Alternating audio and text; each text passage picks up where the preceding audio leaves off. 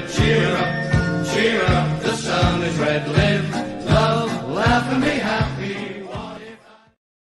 Hello and welcome to this week's Robin Pod, and it's a belter as Hull Kingston Rovers are set to kick off their 2024 Super League campaign. And don't forget, the Robin Pod is powered by Budget Ties Auto Centre, the only car specialist trusted by the players, club officials and supporters of Hull KR.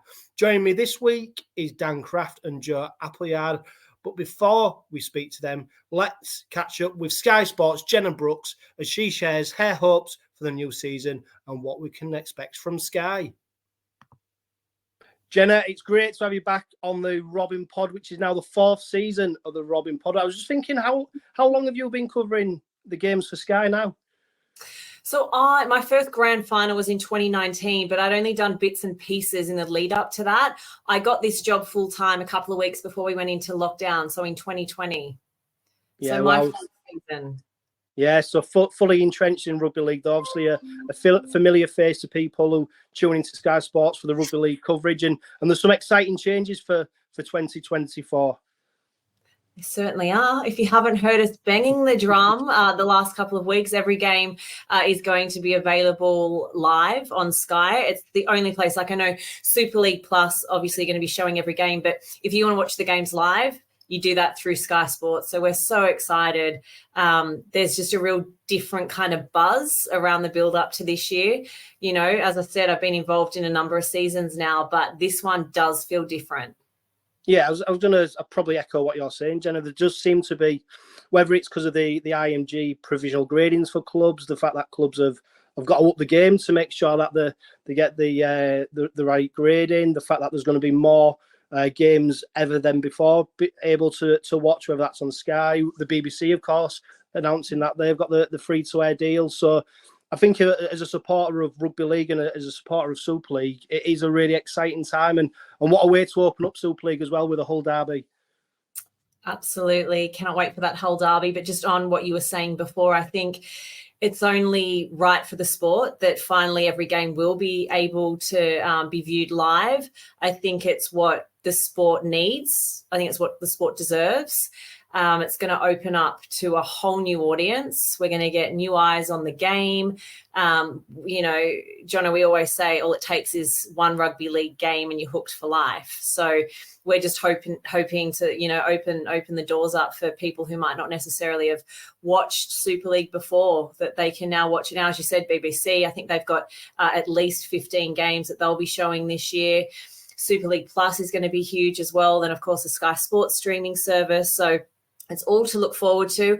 And what a way to start the season with that Hull derby. Cannot wait. Yeah, I think there's definitely going to be fireworks on Thursday night. Obviously, we're recording this just a couple of days before then. Before we came on, we were just talking about sort of your preparation as well for the new season. Obviously, more games. You're probably busier than ever. Yep, busier than ever. So more games to be across. I think we've got the podcast going again, our second year doing the Bench podcast, which is fantastic. I've also got the Rugby League Verdict, which is every Wednesday, shameless plug, at 3:30 p.m. on Sky Sports News. So, yeah, just building up to the season, I feel like I kind of go in feeling refreshed and ready to go. And I am refreshed and I'm super excited and all of that. But at the same time, I'm already exhausted because these first, you know, kind of the last couple of weeks building into this, it's been just kind of banging the drum and launch day after launch day. And it's just unreal. It's so exciting. And I really believe that this season, it's going to be a bit different. And it's just, yeah, so exciting. It's going to be as close as it was last year. It's hard to pick. It's hard to make these early predictions. But yeah, I can't wait for it to get started now. Yeah, there's so many backstories at play as well, isn't there, in Super League this season, of course.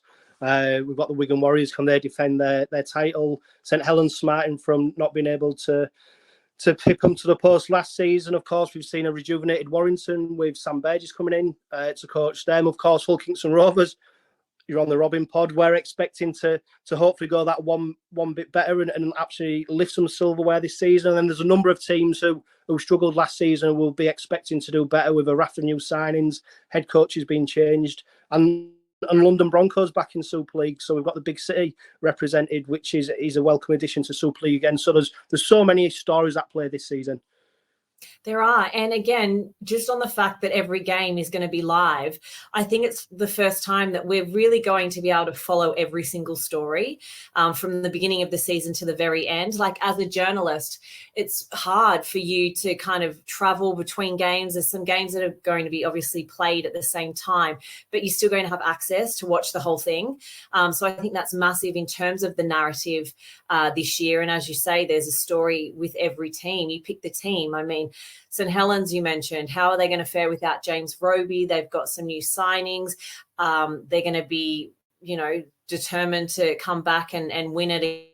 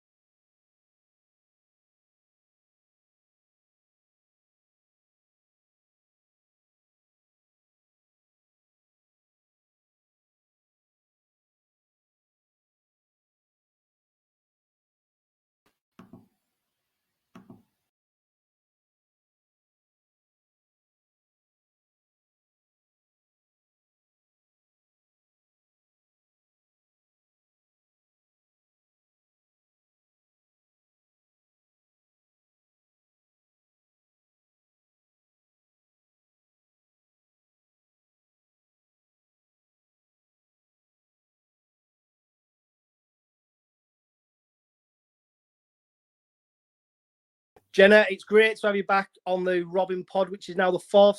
Same time, but you're still going to have access to watch the whole thing. So I think that's massive in terms of the narrative this year. And as you say, there's a story with every team. You pick the team. I mean, St Helens, you mentioned, how are they going to fare without James Roby? They've got some new signings. They're going to be, determined to come back and win it again. Paul Wellens is probably, fair to say, under pressure from the beginning of the year. You've got Warrington, Sam Burgess. What a story that is. I mean, for me, I do believe that is the story of the season. I think all eyes will be on him. Even rugby union lovers are going to be interested in what he can do. And I believe, even though I did ask him, I was lucky enough to do a sit-down interview with him late last week, which will be available on demand from next week. But I asked him if he felt he had a point to prove this side of the world. He's obviously proved his point down under as a rugby league player. He's an icon, isn't he? But over here, there's all that bad press about his, the 2015 Rugby Union World Cup. I believe he's going to really want to prove a point over here as a successful head coach.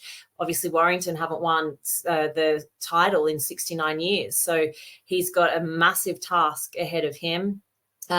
Wigan, can they go back to back? Matty Pete's made some really strong signings. It's exciting to see what they can do. You know, Sam Walters is like he massive expectation surrounding him in the preseason. Obviously, that collarbone injury is going to rule him out for, I believe, a few months. So that's a massive blow for them. But, you know, they've got the likes of Bevan French, who just lights up the pitch. Jay Field lights up the pitch. It's just going to be really exciting to see what Cruz Leeming can do in the middle as well. But, you know, then you go on to your Robins, and you've lost some hugely influential players. But Willie Peters has brought in the likes of Tyrone May. I think it'll be really exciting to see what he can do with Lewis, with Mikey Lewis, and see how their combination works. You've got Skids moving from that player, the captain of the team, into a coaching role. You don't have Danny Maguire in that assistant coaching role now. So plenty of stories with your club too. Yeah, definitely. And it's something we've talked about on previous Robin pods about the expectation around the Robins this season, and especially on Willie Peters. Obviously hit the ground running in his debut campaign, Challenge Cup final and then semi-finals of the playoffs. And I suppose the expectation is to go one better, but like we've already talked about, there's so many other teams who will be expecting to do better as well. And that, for me, this is why it looks like it's going to be one of the most, if not the most exciting Super League seasons in a long time, because there's just so many teams vying for them playoff spots. And when you talk about making predictions, I mean, obviously the Robins were expecting to be in the playoffs. Nothing's guaranteed, and that's why this is such a great sport, isn't it? That everything can literally go down to the wire. Not only are you expecting to be in the playoffs, like speaking to some of the players, speaking to Willie Peters himself, I feel like you're preparing to win silverware this year. Anything less won't be good enough for Willie Peters and his team. You know, I don't have to tell you how disappointed he was with what they did last year. But again, it was his first year in charge of that team. And as you said, Challenge Cup final and the semi-finals. I mean, I think that was an outstanding achievement in itself, but it wasn't good enough for him. And this year he is like, no, we're winning silverware. And yeah, no, I think, Jen, I mean, as an outsider looking in, Jenna, you'll get to speak to the players and the coaches. And for me, there seems to be a real steely determination about the club and about Willie Peters and if you speak to Elliot Minchella, a real focus, which we've not seen for a long time. And I think you're right. They are setting their expectations high, and silverware is definitely what they want to achieve. And you just get that sense from the players that they're all focused in heading in the same direction. And Willie Peters, he is a hard taskmaster, isn't he? He comes across very well in front of the cameras, but I can imagine in training that he's a hard taskmaster, and he does make them players work, especially when you hear about what they've been doing in pre-season and how tough it is. So Willie Peters, he's done so well in his first season. Can he repeat it in his second season? Of course, the cameras will be on him on Thursday when we're taking our bitter rivals. Are you at the game, Jenna? Are you covering it? Oh, I wouldn't miss it, Johno. I'm there. I'll be on that touchline. I think it's a sellout, isn't it? It's like a record crowd or something, I've heard. So I think the atmosphere, it's always incredible atmosphere at a Hull derby, but I can't wait. I'm so excited, even if it's going to be like -5 degrees or something, whatever the temp's going to be. I know it's going to be cold, but the atmosphere is going to heat it right up. Yeah, and I think what makes this encounter so intriguing is, of course, it's opening up Super League. It's the first game of the season, but also it's the best time to be a supporter because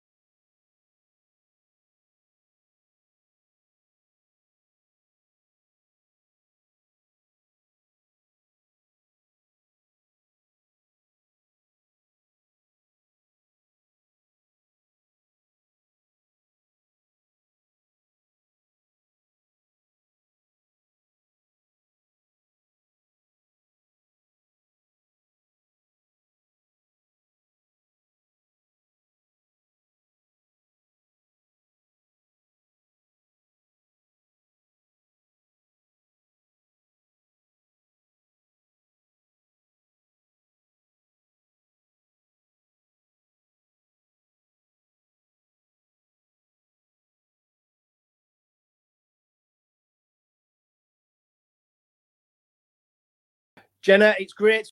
At the start of the year, you look at 𝗂𝗂𝗲𝗏, you compare them to Hull FC, and I think it's one city but two towns that are preparing differently for the season. As we touched on, 𝗂𝗂𝗲𝗏 are preparing to make the playoffs, if not win silverware, whereas I think you could say the Black and Whites are hoping to make the playoffs. So I know that Wigan went there in pre-season. I think they beat them 40-0 from memory. Just speaking to like 𝗬𝗂𝗍𝗓, he's like, I think they're going to be good this year, Hull FC. So you never really know. I think Tony Smith is one of the best coaches in our competition. He's certainly one of the most experienced. What he did with 𝗂𝗂𝗲𝗏 when he was there was so exciting. I think that we can maybe expect a little bit more of that open play from Hull FC. As you said, they've made some big signings. They have also lost some influential players, as I suppose you could say every team has. I'm excited to see what this Franklin Pele can do. But yeah, I think it's going to be an outstanding game. I think it's going to be close. You know, I guess if you're going off last year, you're going to say 𝗂𝗂𝗲𝗏 are going to win, but then 𝗂𝗂𝗲 are at the enemy's home. So who knows? I don't know. All I know, it's going to be one not to miss. Yeah, 100%. And I'm sure you'll receive a warm welcome in Hull, as you always do when you come across with the Sky TV cameras. Who's covering the game on Thursday for Sky? So in studio, you will have Sam Tompkins, John Wilkin, and of course, Brian Carney. In comms, it will be, I think it's Dave Woods and Kyle Amor, I think, but don't quote me on that. But yeah, and then of course I'll be on the touchline, which I love. I love my job. I feel blessed every day. But yeah, so it'll be a good one. Yeah, you might want to bring some earmuffs with you on Thursday, because I'm sure you might hear a few expletives if you get too close to the crowd. And my heated 𝗪𝗓. Don't forget that. Yeah, I was just going to mention, it's actually funny you mentioned about Dave Woods, of course. A whole raft of new recruits, not just in Super League, but for covering Super League as well for Sky Sports this season. I'm so excited. So obviously we've got Dave Woods in, Mark Wilson, Kyle Amor. Bill Arthur will still be covering games, which I'm so happy about. But yeah, just the addition of those new voices. And then you've got the girls. So I'm not the only female on the team anymore. So I've got Corker, Courtney Winfield-Hill, who I think is one of the most outstanding pundits I've ever worked with, full stop. And then Jodie Cunningham, who is one of the most remarkable women I've ever met. She's such an incredible ambassador for the game and hugely talented as well. So excited to welcome them to our family and hear them on Sky.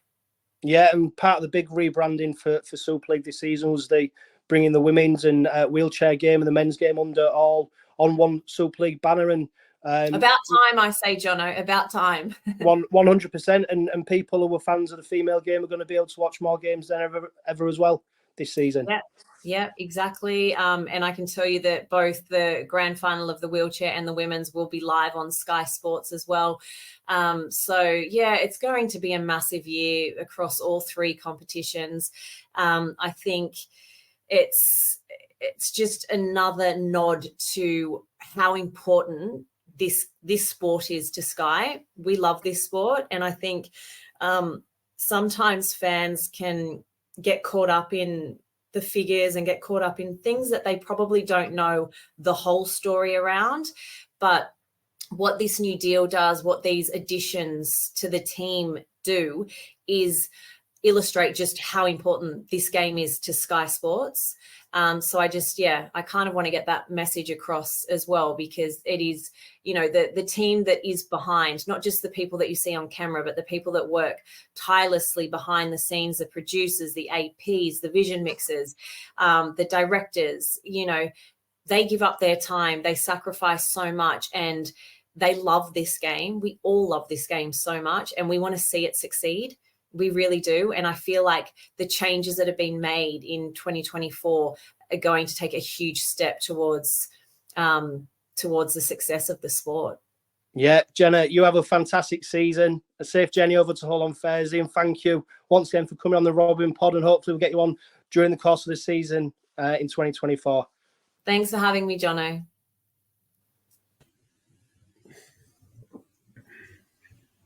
Good evening, chaps. Welcome to the Robin Pod. Dan, Joe, I don't think I'll ever get sick of hearing Jenna say Johno. No. Yeah, it's very entertaining to hear from Jenna, of course, covering the game on Thursday for Sky Sports. Joe, come to you first, mate. How are you doing? The anticipation, the excitement, it's all building up, isn't it?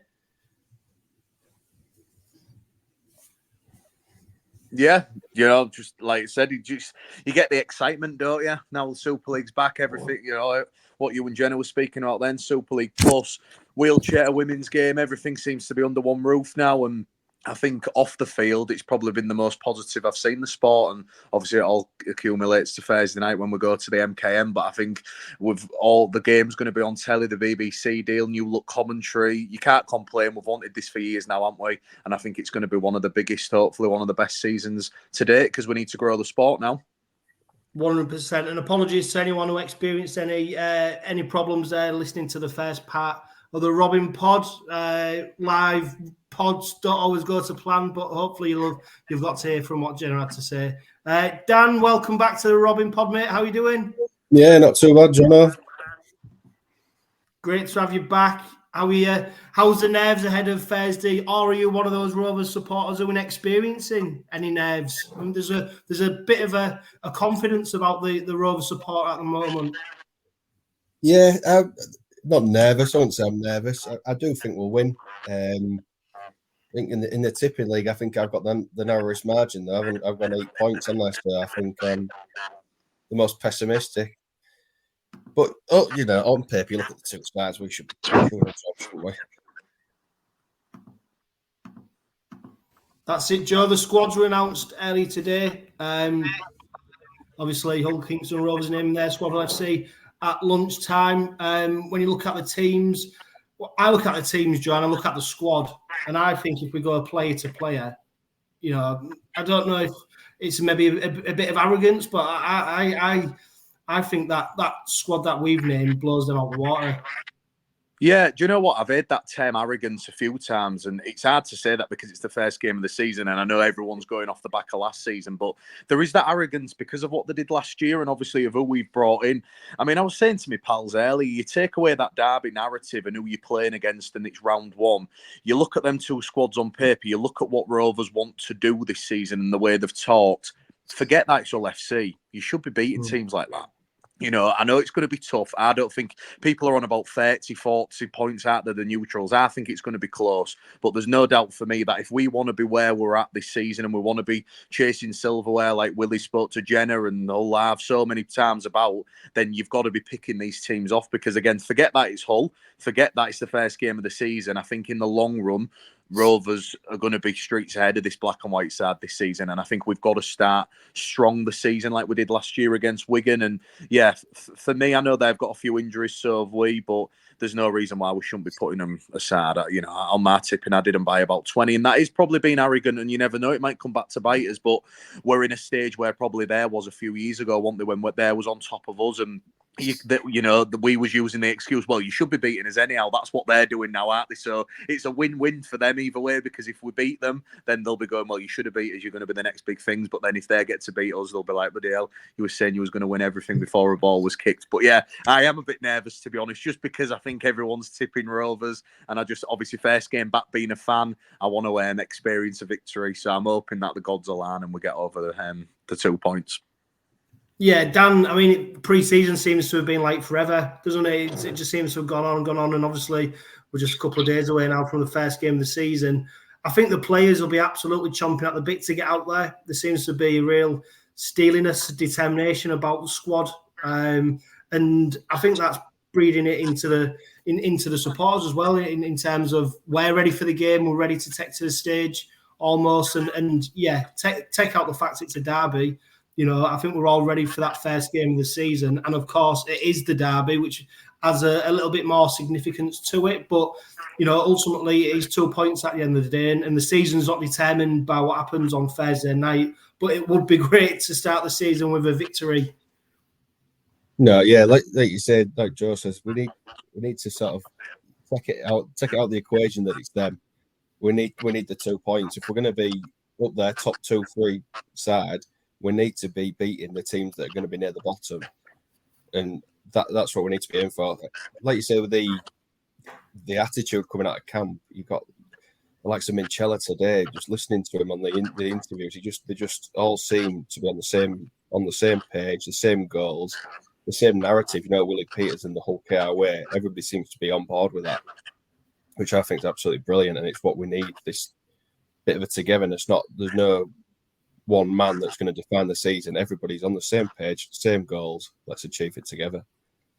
Yeah, Joe. I mean, if anyone has had the chance to listen to the pre-match press conference with Elliot Minchella, he's a very impressive individual, Joe. He seems to have took on that leadership mantle even greater than he already did as vice captain. Now he's the captain, and he's had some great tutelage under Sean Kenny Dowell, and he's still a young guy as well. He's but he's somebody who commands obviously the respect of the squad and the way he speaks, and for me, he epitomises that determination, that steeliness. Almost, he's got a bit of ice running through him.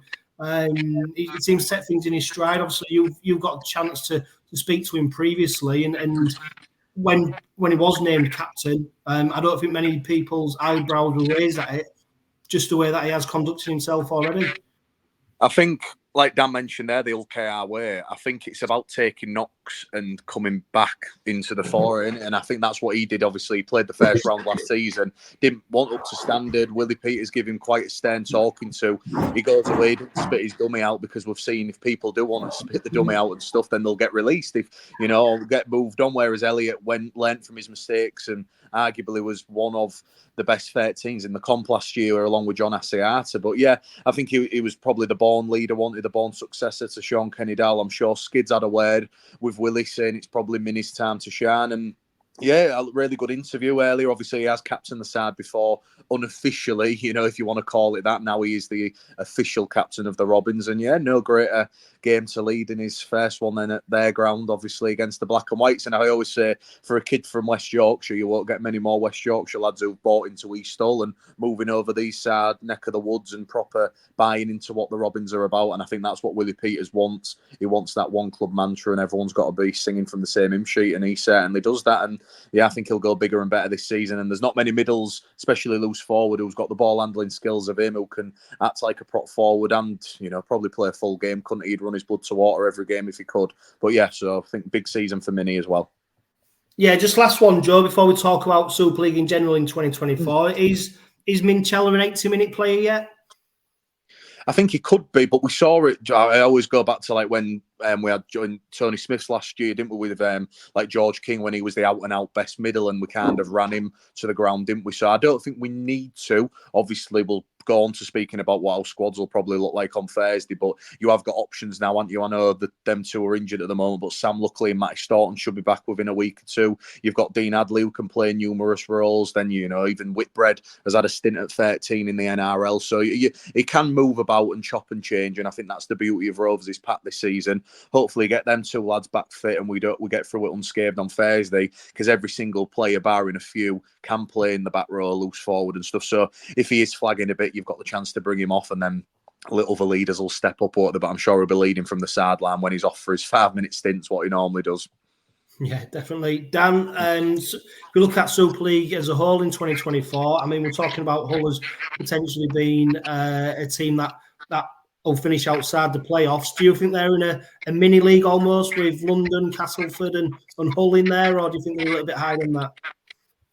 It's difficult to say at the moment, isn't it? You won't know until probably about round 5-6 where teams are going to be. I think you've got the bottom four, aren't you? London, Cass, Salford and Hull for me, on paper. You say ball ain't been kicked in anger yet. You can't really take the friendlies into account. But yeah, I think there's sort of that bottom four, and there's that push for the top 6. Ideally, we don't want to be scraping it around for last few games of the season to try and squeeze in the 6. We want to secure top 4 by then, really, don't we? If we're going to build on last season, which should be the aim this season, shouldn't it? Really, we shouldn't be thinking, right, we finished 4th last season, right, we've got to make the playoffs this season. It should be, no, we need to 4th or 3rd is the target this season, isn't it? Yeah, and Joe, you could probably Well, I say you probably could, but discount London. I mean, obviously we saw what Leigh did last season, but the circumstances around their promotion compared to London very, very different. Leigh almost rolled the dice early on in their championship campaign and started bringing players in. London with a provisional IMG rating know that unless they'd probably have to win it, wouldn't they? Or at least get to the grand final to stand a chance of staying in Super League. I think they're still running with a few part-time players, and even now, when you look at them heading into their opening game of the season, they're already suffering a bad injury record. It just doesn't look too clever for London this season. No, it don't. I mean, they had a skinny squad before. Obviously, these injuries occurred, and it's big names, isn't it? It's the Leyland, Rourke, who they had big promise for. 𝗬𝗂𝗱𝗏𝗏, who of course played for the Black and Whites as well, so he's had Super League experience. They're just. You feel sorry for them, don't they? Obviously, they're there on merit and they deserve to come up. But arguably, losing the likes of Corey Norman and that they've probably got a weaker squad this season. And I saw the bookies were giving them 6-1 not to win a regular game, and it wouldn't surprise me. But obviously, there is a few poor teams this season, and I don't think they'll go winless all season. They might win 1 or 2, but yeah, they're there kind of just to make up the numbers, aren't they? And I know they won't say that, and I know the fans, obviously, they've got a small but passionate fan base, and the players will prepare every week and do the media duties, but they're just going into it, go and have a bit of a laugh, go have an experience at first division level, and they've got nothing to lose, have they? Everyone's expecting them to get pumped every single week. They get a tough start from against St Helens away, and yeah, I think from a bit of a selfish point of view as well, obviously we want to be in the playoffs this season, and we want to be in that top 2, 3, 4, whatever. We play London 3 times this season, we play Hull 3 times, Casp, teams like that, then you should be winning them 3 times, because you do that, that's already 18 points. I know that's looking ahead, and obviously the ball hasn't been kicked yet, but when you break it down with these loop fixtures, we have got some decent ones this season, especially London, I think, at home twice. Yeah, tempting fate there though, aren't you, Joe? You know for a fact the first victory is going to happen at Plough Lane against the Robins, aren't they? I think it's a week before the Challenge Cup final, so hopefully that's 2 trips to London in 7 days. Yeah, back end of May, isn't it? When we take on London. For me, Joe, it's the teams who then fall in maybe the next couple of places, which is the interesting one. I mean, Castleford, we saw former Hull Kingston Rovers assistant coach Dan Maguire join them as assistant. Big turnover of players there. Rowan Milnes, Sam Wood heading over to Castleford. But when I have a look at that squad, and you still see the likes of McShane, Westerman, Watts, although there's been a changeover of players, a new head coach, new assistant, the squad still doesn't seem to be good enough to challenge for a top 6 place, and let alone anything more than that. I think they'll finish 10th, mate. I think Salford will finish 11th. That's what I've tipped them. I just think Salford have got a better team, a better 17, but they just haven't got the players, have they? And if injuries creep in, I think they're down to 23 already. Obviously, 𝗦𝗢𝗔𝗆's got a ban. Ethan Ryan's out till May, I believe. So you've already got a skinny squad, and you've seen what St Helens did to them in that friendly. I know you can't read much into it, but I just think if they pick up a few knocks, there was talk of Chris Atkin training on the wing, weren't they, in pre-season? So that's not good. Whereas Cass, yeah, I don't think they're going to be great, but they've got a new owner.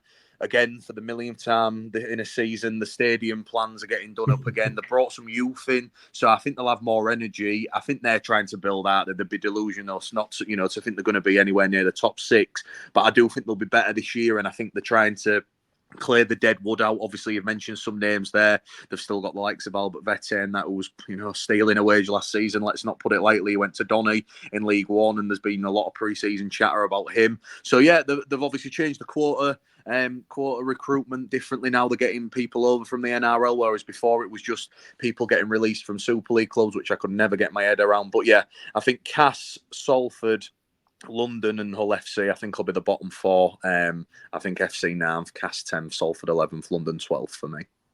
Yeah, Dan, Salford haven't had a great pre-season. They lost, of course, Andy Ackers, Brodie Croft. They lost Ken Seo, Joe Burgess, acrimonious fallout. We still don't quite know the details of that, although Joe Burgess has spoke quite publicly about how shit it was. But their losses are again.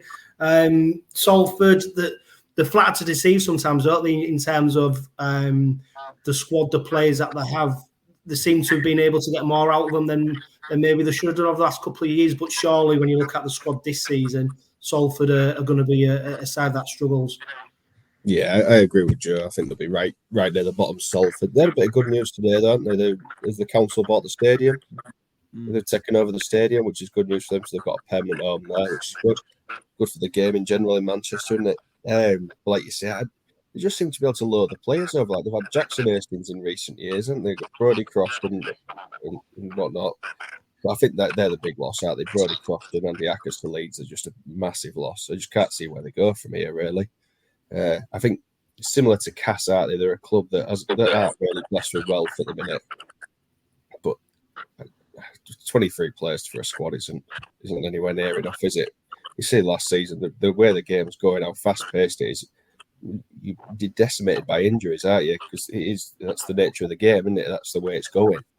And I can't see anything other than them down at the bottom of London, really. Yeah, Joe, let's talk about them top 6 spots. Wigan, Saints, Warrington, Rovers, Catalan.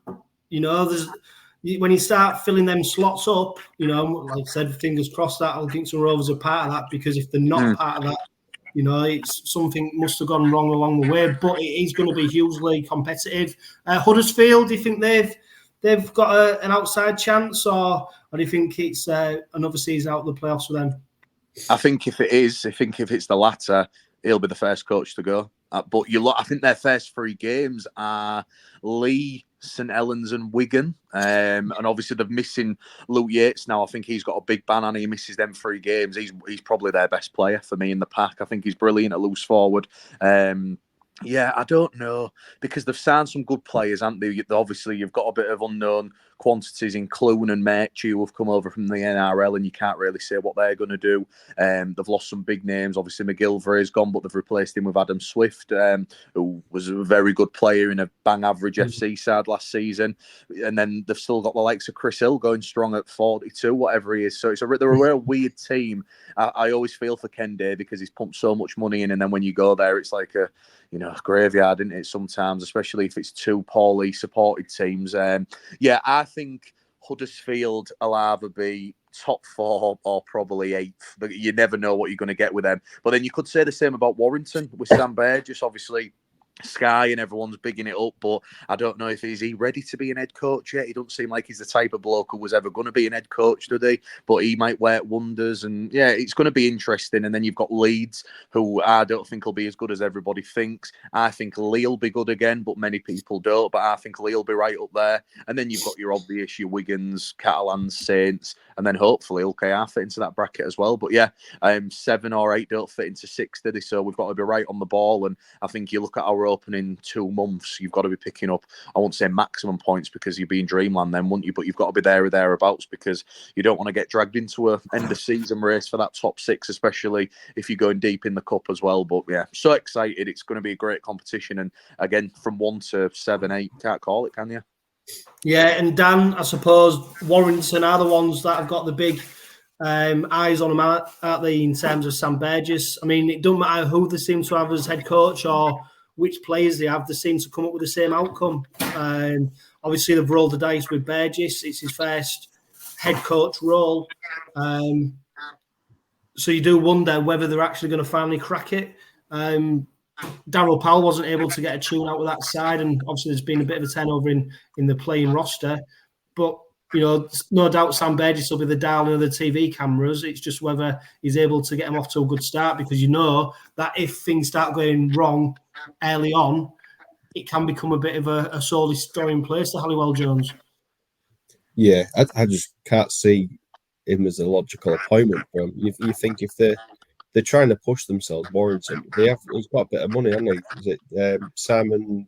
What's he called? Yeah, their chairman. Got a bit of money. I just don't see it as a logical appointment. You think he'd have shopped around in Australia, similar to what we did with Willie Peters, and got the right man. It could go one or two ways. It could work for him, but what he needs to do is sort the culture out there, because I think that's been the big thing. I think Powell soon realised that the culture there was just rotten, wasn't it, to the core. And just players there just there for a payday, not really bothered about the rugby. But he's got some good players. He's obviously got George Williams there. He's got a few others, and if he can get a tune out of them, there's no reason why they can't make the top 6, is there? I've got them just on my 12. I've got them just outside. Them or Lee for 6 for me. They're a poison chalice, though, aren't they, though? Warrington, did you watch the highlights against Lee? You know, they're going down 12-0 and the fans are booing like it's a league game. There's so much pressure, isn't there, at that club? And you look at the side, I think they're a team of individuals for me. I don't think they've ever been a team, and I think they might get off to a good start, but they just peter out constantly, don't they? I just think there's too much pressure on, you know, probably Burgess and stuff, and I just can't see them making it, but you never know, do you? But yeah, it's they're a funny old club.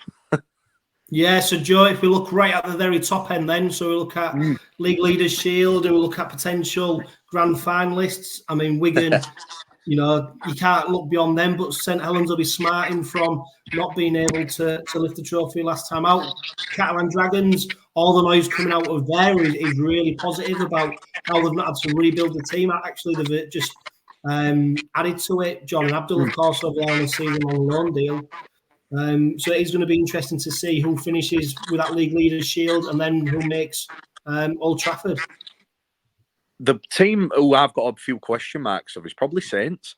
You know, I just think they've got some brilliant young kids and up and coming. You know, they're a production line, aren't they? And they've still got some amazing players in Wellesby and the likes of that. But I just think, is it going to be a transition period after losing your James Roby and McCarthy-Scarsbrook?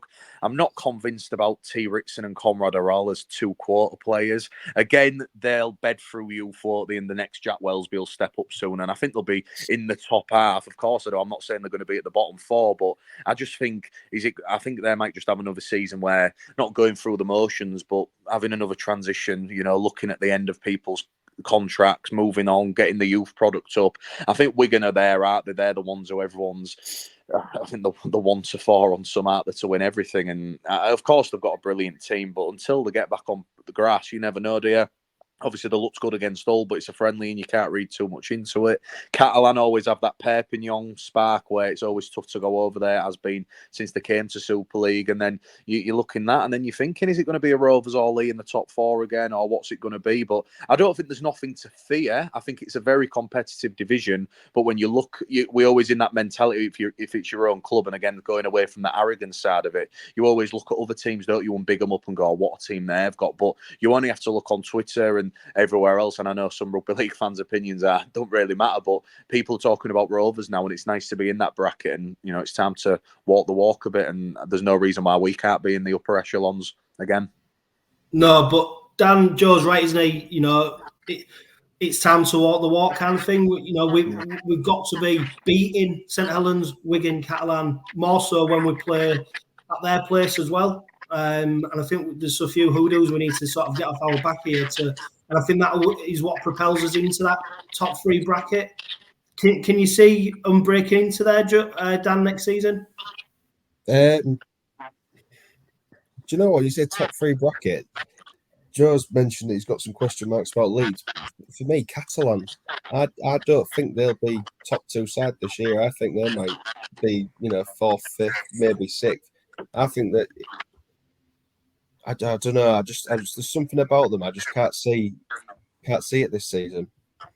I think the recruitment, they've signed some older players, and I don't necessarily think that's going to help them, especially with the heat out there. It's their away form, though, isn't it? If they can crack that, like you say, going to Perpignan's horrible. Well, like you say, with hoodoos and that, I've been to Perpignan now 10 times. I haven't seen them win one. So maybe I shouldn't go this year. Yeah, it's not a happy hunting ground. Joe, let's go right back to the MKM Stadium on Thursday night then. Squad news announced earlier today. Rovers missing Matty Staunton and Sam Luckley. We'll look at the Hull FC squad news. They're missing Brad Fash, Carlos Tunvarvi, Liam Tyndall. They include 6 of their new signings. I think all of Rovers' new signings are in the squad, aren't they, for the game on Thursday? Joe Burgess, he was one who I thought might have missed out, but he's made the 21-man squad. If you look at your 18, Joe, who misses out from the 21? I think Louis Gorman misses out for me. personally, I probably have different opinions than there was when I put my team out earlier. I don't think you play 𝗂𝗃𝗏𝗏 just because of why you've got to go big on the bench. For me, I think your starting team pretty much picks itself. And then on the bench, I'd go big. I'd have 𝗦𝗢𝗡𝗏 on the bench with George King, Jessie Sue, and then have 𝘂𝗓𝗏𝗏 Ardin or Leo Tennyson. I understand why people want 𝗂𝗃𝗏𝗏 there as backup because there's question marks over Tanganoa, but I think 𝗬𝗃𝗏𝗏 will play. And obviously, if Dean Hadley starts at prop, takes the brunt of 𝗬𝗏𝗧 and 𝗬𝗃𝗏𝗏 for the first 20 minutes or so, and then when they go off knackered, bring on your Jessie Sues, your 𝗦𝗢𝗡𝗏𝗏s and George Kings of the world, and you can run riot. I watched the full game against Wigan, the FC game, and don't get me wrong, 𝗬𝗃𝗏𝗏 and 𝗬𝗏𝗧 did well for the first 15 minutes, and they threw a lot at Wigan. They just couldn't create anything. That's what they're going to do, aren't they? The first 15 minutes, the old fans will be bouncing. 𝗬𝗏𝗏𝗏 might smash somebody and they might make a half break. You've just got to compose. You've just got to chill out and, take whatever they're going to throw at you in the first 15 minutes. And then when that intensity drops down, like in a derby, like it always does, then it's when your Mikeys and your Mays and your Jerseys can take note, because they'll tire. They've got a big pack, and everyone's been raving about this big pack, haven't they? That it's going to be the saving grace. So have we. We've got a big pack, really impressed with Whitbread at Leeds.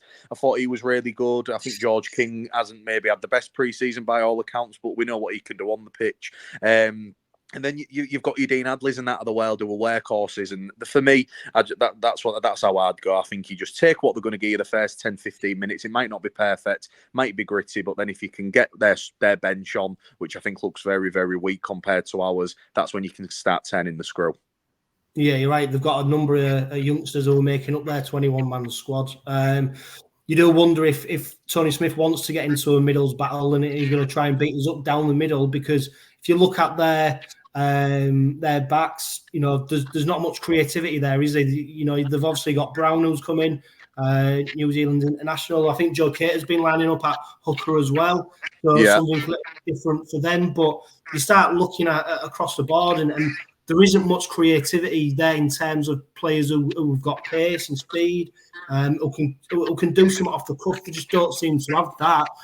So you do think it's going to become a bit of an arm wrestle in the middle. It's whether their forwards can keep up that intensity, and you almost want them to try and do these big hits and the showman stuff. So it looks great to the crowd, but in reality, it doesn't mean anything, does it? No, I mean, again, I always think you can't go off friendlies, and I don't want to sound like a broken record there, but I've seen Hull against Doncaster and I've seen him against Wigan. Obviously, they beat Donny by 20 in the end and then got thumped by Wigan. But what just it looks like for me is they'll give it to New Brown. He'll pass it out the back to Jack Walker. Jack will try and go side to side, try and look for a gap. There's not much there, and then they'll try something off the cuff. You've just got to get at him in defence. Stop New Brown because he looks an handy player. But again, a bit like Clifford last season, didn't really have much support around him. He made a few half breaks against Wigan, looked around and there was nobody there to be seen. And yeah, like you said, mate, they're going to have the moments. There's going to be them, ass twitching moments in the North Stand, didn't they, when they make an half break or they put a big tackle on. But overall, I think the bigger picture is Rovers have got a better side and they've got to go there arrogant and go, no, it doesn't matter that it's your turf. We're going to come and bully you. And yeah, you can have your props for your first 10, 15 minutes and then we'll see after that if they can carry on. And that's where I think the battle will be won, out there outside backs. Obviously, I think Lewis Martin will play on the wing, and it's going to be interesting to see who he plays against. Will it be Gnarla Valls or will it be Joe Burgess? Obviously, McIntosh will be on their right, opposite Ryan, all on the left. But yeah, I just think overall we've got to take them to the cleaners here because, yeah, it's round one. It's not going to be the best game, probably skill-wise, but you look at the 21s, the 17s, and, we should be getting the 2 points there.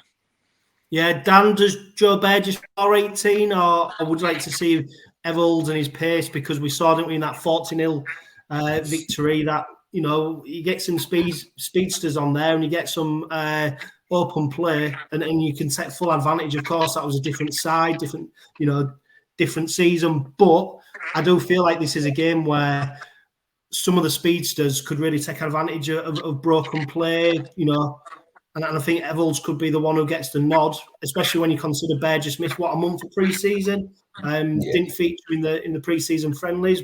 But who knows? That's the beauty of the derby, isn't it? There's always a bit of a curveball, a little bit something different that we might not have expected. Yeah, I can see Burgess maybe having a couple of run-outs for maybe Featherstone on Joel Reg before we get him in the squad. But yeah, I've gone 𝗬𝗆𝗆𝗏 on the wing. I think he's been playing in the friendlies and the say friendly. He played in the Leeds game, but I've not got Burgess in my 18. I've gone on probably similar to everybody else with the main squad. But I've started Hadley at prop with Sue and King on the bench as the props on the bench, and maybe have Tennyson on the bench.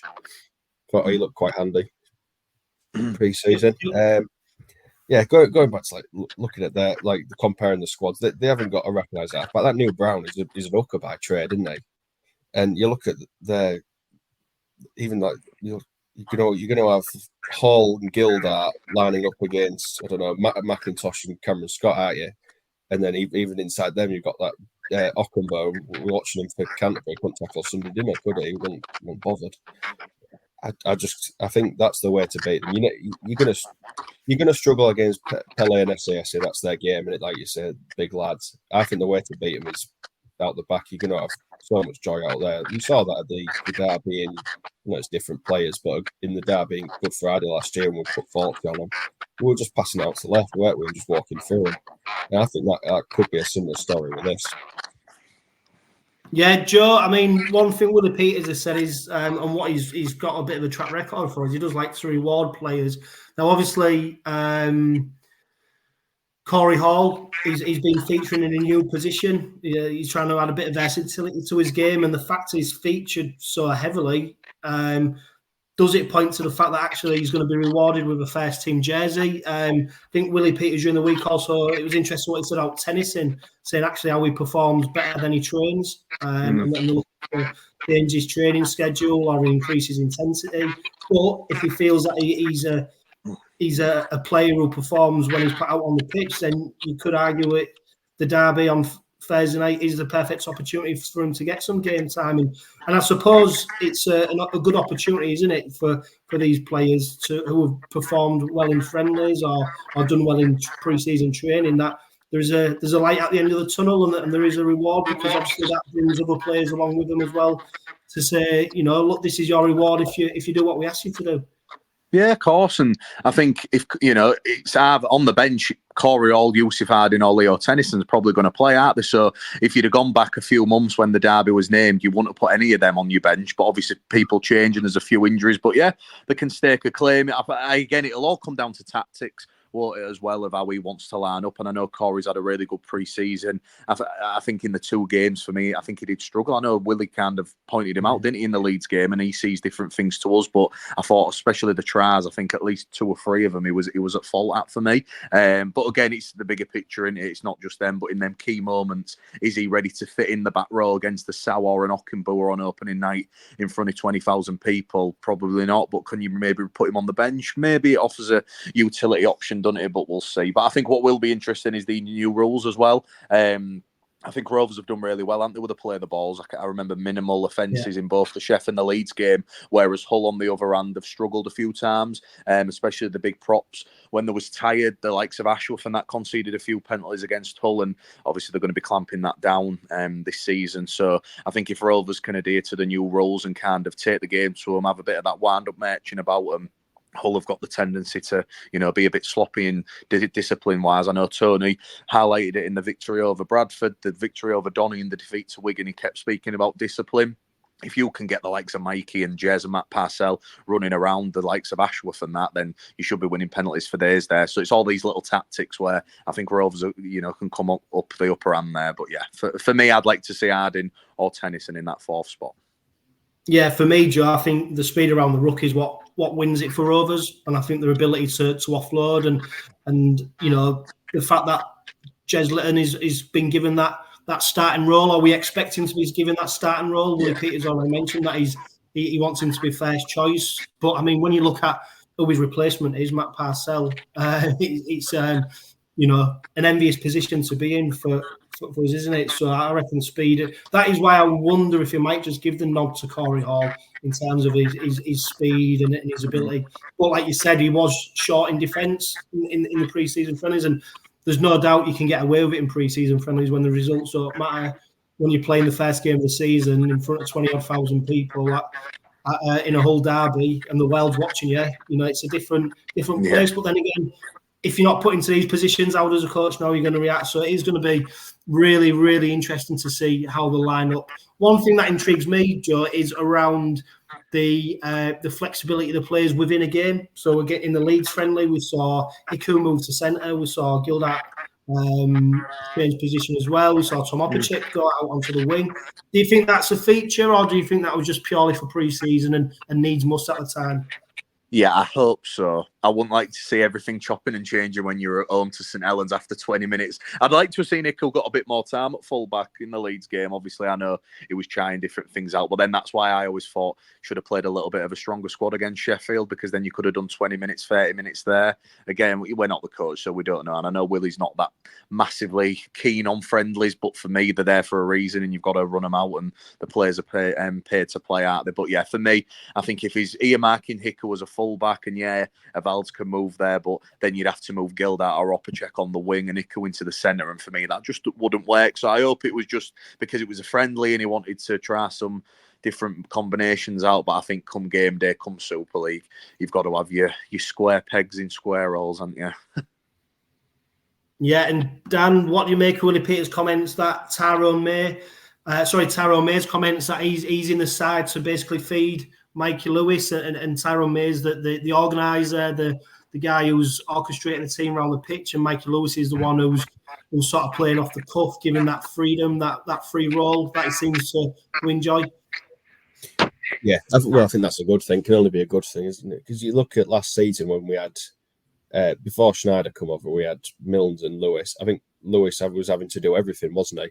I think it stifled him a bit. He couldn't play his own game. His game isn't the directing the troops around the pitch, is it? It's the off the cuff little halfback, isn't he? He's not the big general. Like when I went to the grand final, obviously with signed Tyrone May by them, so watching him, you just watch what he does. He doesn't. He sort of don't go unnoticed, but he sits at the back and directs the troops. It all went through him.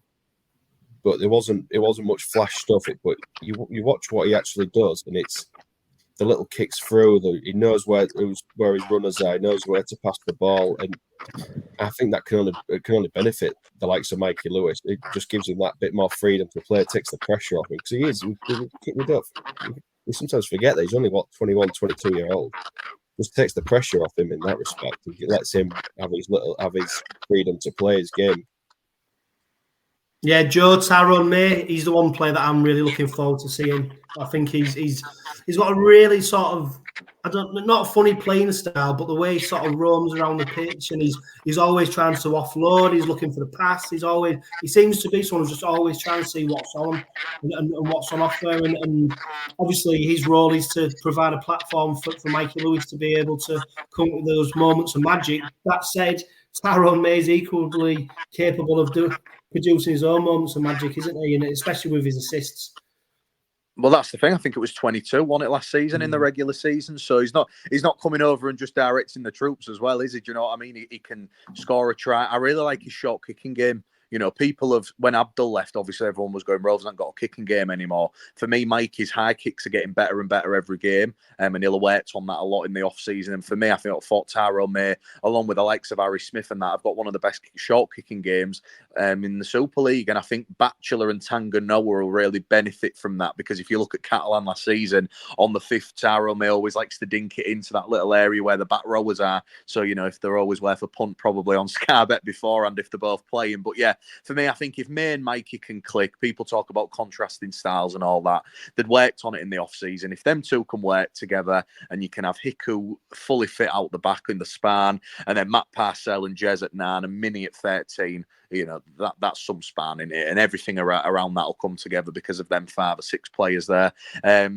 And yeah, really looking forward to seeing what he can do. I think he's hungry, and I liked his interview with Dave Craven at the Mirror, where he said, I've played the victim for a few years now, and I've been a bad boy, and I know what I've done, and I'm mature now, and I'm looking forward to coming to Rovers. And the fact that he didn't realise how good some of the Rovers players would be in the setup and that, comparing it to Penrith. I know sometimes words can be only, words are there for a reason, and the play up to the media. I've dealt with it for 2 years, but I think he means what he says, and he's come over not for a payday. Obviously, will be on big bucks and that. But I'm really looking forward to seeing what he can do. And now that he's playing in front of a crowd at Craven Park every single week, it'll be interesting to see if he can fully buy in, because if he does, then I think we've got an absolute brilliant span that we can work with this year. Yeah, and it's that span you've just mentioned there, Joe, that makes me believe that Rovers are going to be good for at least 20 points in front of all on Thursday night. I just think we're going to absolutely blow them away. Do you know what? It's a weird feeling because I'm supremely confident for the first time in going into a derby. Normally I'm full of angst and anxiety and worry and all everything that goes with it. But for once, it might be a derby that I might actually enjoy. That said, they'll probably go get dicked and go get beat, and then I'll have to go back to work. And I will split off and get the piss took out of me for being too confident. But that is the beauty of sport, isn't it? And if we didn't have that, you know, there would be no point in sport, would there? There'd be no point because everyone's got a chance. I just don't think they've got a good enough chance on Thursday, Dan. No, I've gone a bit closer and I've gone 8 points. I do think it'll be a bit close. I think the weather will play parts. It's meant to tip it down, isn't it? The forecast to tip it down. So I think that might stifle a bit of, you know, exciting play. But yeah, I think we've got too much for them. I think, like we said earlier, the bench is the big thing for me. Their bench is quite soft in it, and I think, like Joe said, weather the storm. They're going to throw everything at us. They're going to try and put some big hits in, but that's where the gaps are going to be. When they're more bothered about smashing Mikey Lewis, he's just got to take it, not get wound up, and they're where the gaps are going to appear. When they're flying out the line trying to hit us, then big lads, Pele trying to prove a point, how good he is, I can smash the little lads. Well, that's when we'll find the gaps. Yeah, 100%. Huge thanks, guys, for joining us on the Robin Pod. If you're travelling to the game on Thursday, make sure you're loud and proud. I think there are 3,500 Rovers fans. I'm sure there'll be plenty more who have got in and got tickets. So if you are there, make your presence known and make sure you back the boys. It's going to be an interesting game as Hull Kings and Rovers go in search of the first 2 points of the 2024 Super League campaign. For now, though, live, love, laugh and be happy.